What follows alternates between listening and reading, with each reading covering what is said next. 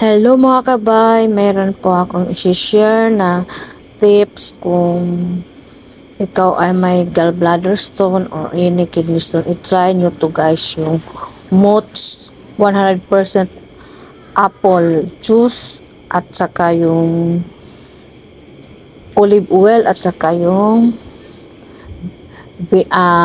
Epsom salt. Yan po guys ay nabili ko sa Save More ng Mott's. Original yan guys. Yung dapat bilhin natin yung original. Yan po yung inumin po na natin. No, sugar added. 100% juice.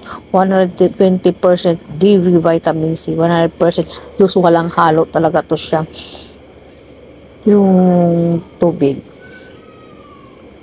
Ang pag-inom po dyan guys ay 30 minutes before ka kumain. Uminom ka ng 2 glass.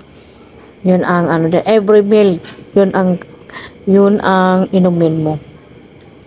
Then pagkasunod naman guys, pag 4 days, dapat hanggang 4 PM na siya kakain at saka uminom naman siya ng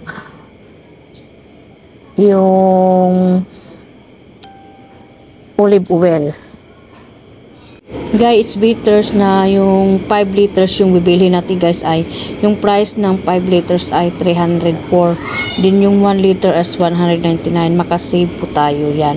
Kaya yun po ang ating bilhin at yan. Uminom po tayo ng 2 baso bago kumain 30 minutes.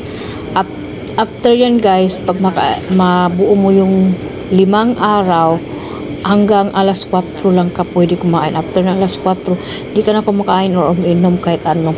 Yung gagawin mo lang, pag hintayin mo yung alas 6, saka ka uminom ng maligamgam na tubig. Maligamgam na tubig at lagyan ng Epsom salt. Epsom salt na yung nabibili mo sa online yan. Kita mo sa yun ang bibilhin guys. Pagkatapos ng hanggang 2 hours yun guys, alas 8 naman, uminom naman ng maligamgam na lagyan ng Epsom salt. Pagka alas 10 guys, uminom ng 1/2 kalahating baso na olive oil. Yan guys ay pwede na siya ulitin guys hanggang yung gallbladder ay matatanggal or lumalambot siya guys at hindi na sumasakit yung tiyan mo. Yung binanggit ko kay kapatid ko kung anong naramdaman niya. Maganda na daw yung pagpupo niya. Hindi na daw matigas yung pupo niya. Guys, yung 3 organic na ating inumin guys. Mott's, Epsom salt, at saka olive oil.